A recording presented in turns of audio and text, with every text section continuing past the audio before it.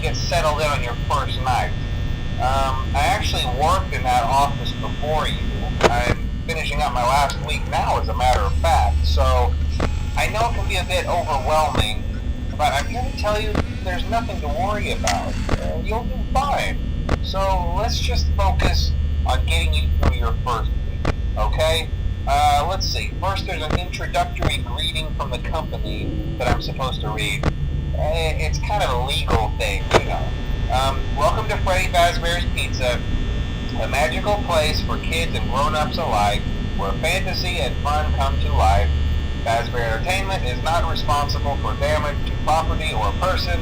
Upon discovering that damage or death has occurred, a missing person report will be filed within 90 days or as soon as property and premises have been thoroughly cleaned and bleached and the carpets have been replaced. Blah, blah, blah. Now, that might sound bad, I know, but there's really nothing to worry about. The animatronic characters here do get a bit quirky at night, but do I blame them? No. If I were forced to sing those same stupid songs for 20 years and I never got a bath, I'd probably be a bit irritable at night too. So remember, these characters hold a special place in the hearts of children and we need to show them a little respect, right? Okay. So just be aware, the characters do tend to wander a bit. They're left in some kind of free roaming mode at night. Something about their servos locking up if they get turned off for too long. They used to be allowed to walk around during the day too, but then there was the bite of 87. Yeah, it's amazing that the human body can live without the frontal lobe, you know? Now, concerning your safety, the only real risk to you as a night watchman here, if any, is the fact that these characters, if they happen to see you after hours, probably won't recognize you as a person.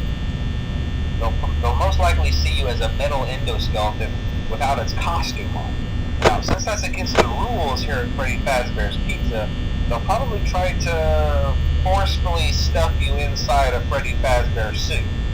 Now, that wouldn't be so bad if the suits themselves weren't filled with cross beams, wires, and animatronic devices, especially around the facial area.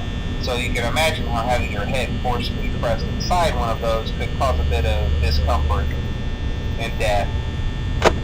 The only parts of you that would likely see the light of day again would be your eyeballs and teeth that pop out the front of the mask. Yeah, they don't tell you these things when you sign up. But hey, first station of the breeze. I'll chat with you tomorrow.